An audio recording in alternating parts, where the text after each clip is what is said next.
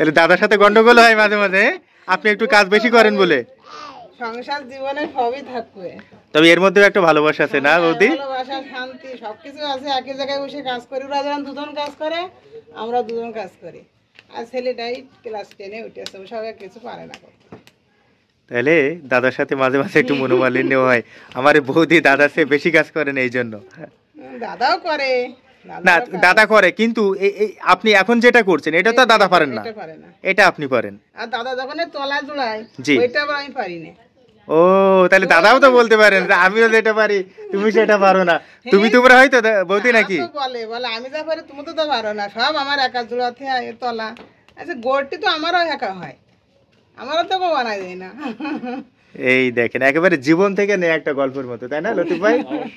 কি হাসি কান্না, হাসি দুঃখ সব মিলেই কিন্তু জীবন, এই সংসার। তবে এর ভিতরে একটা সুখ আছে। আমি এই যে বৌদিদের সাথে কথা বলে এটাই বুঝতে পারছি যে এর ভিতরে কিন্তু মানে পাওনা কিছু না থাক, মনের একটা সুখ আছে, তাই না?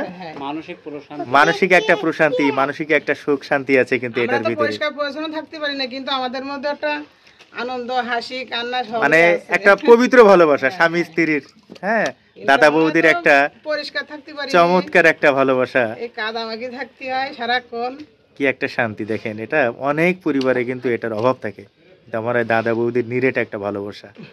বৌদি কি বানাচ্ছেন এটা? রসের ভাড়। রসের ভাড়, রসের ঠিলে, আমরা ভাড় বলি, কেউ ঠিলে বলেন। এই যে দেখেন হাতের কারুকার্য। বৌদি নিচের ওইটা কি? ওটা তো ঘোরে না?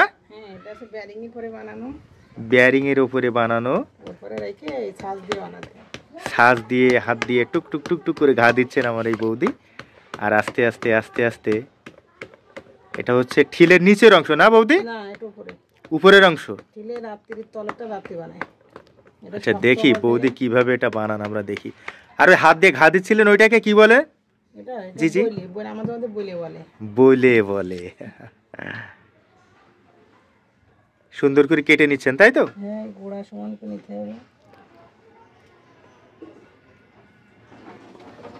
এই যে গোড়াটা সুন্দরভাবে সমান করে কেটে নেওয়া হচ্ছে। একদিনে কতগুলো বানানো যায় বৌদি? 50-60টা একদিনে বানান? আজকে বানাইনি। আচ্ছা দাদা পারেন নাকি? দাদাই তলা লাগায়, ওই সব কাজে সাহায্য করে, সব কাজ করতে, কিন্তু এটা বানাতে পারে না। এটা আপনিই পারেন? এটা আমি পারি। আর তলা আবার দাদা পারে, আমি পারিনি। তা দাদার বলেন না তো যে আমি বেশি পারি, তাহলে এর বিক্রির ভাগ আমার বেশি? আজকাল মহিলাকে সব সংসারে। এই দেখেন উপরের অংশ বানাবেন আমার এই বৌদি, কি সুন্দরভাবে হাতের কারুকার্যের মাধ্যমে, হাতের একটা নিপুণ ছোঁয়ার মাধ্যমে রসের ঠিলে তৈরি করা হচ্ছে।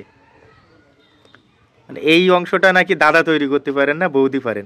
আচ্ছা শিখেছেন কাজ কোথায়? এটা হ্যাঁ হ্যাঁ, শ্বশুর বাড়ি এসে। বাবার বাড়ি থেকে শেখেননি? এই জায়গায় এসেই শিখা। এবারে যে মুখ তৈরি হবে, ঠিলের মুখের অংশ, তাই তো? এই যে হাতের নিপুণ ছোঁয়া, উপরে বিয়ারিং এর ওই অংশটা এক হাত দিয়ে ঘোরানো হচ্ছে, আর এক হাত দিয়ে ডিজাইন তৈরি করা হচ্ছে। কেটে নিলেন, এই দেখেন কত সুন্দর, কত সুন্দর। মানে কাজ করতে করতে বৌদিদের এমন অবস্থা যে এটা বৌদিদের কাছে কিছুই না, একেবারে মানে কি বলে জলের মতো পরিষ্কার। কিন্তু আমরা এটা আমাদের কাছে দিলে আমরা কাদা টাদা মেখে, আমাদের ছেলেপিলেও পারে না, আমাদের ছেলেপিলে যা হইছে এটাও পারে না, এটা তো হই আসছে দেখছে তাই পারে না।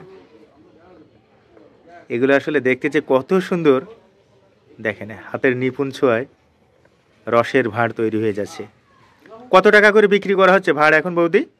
30 টাকা, 25 টাকা। 25 টাকা, 30 টাকা।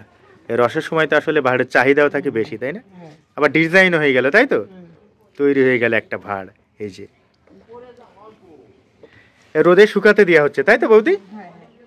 এই শক্ত বানাতে একটা মাপ আছে, এরকম ভুইটি জো হলি বীজ ফেলাই, এতে একটা জো আছে, এরকম হলি তলা লাগাতে হবে। তলা লাগানো, তারপরে হচ্ছে রং করা। রং করে না আমাদের জায়গায়, মানে পোড় দেবেন, ওতে একটা রং চলে আসবে।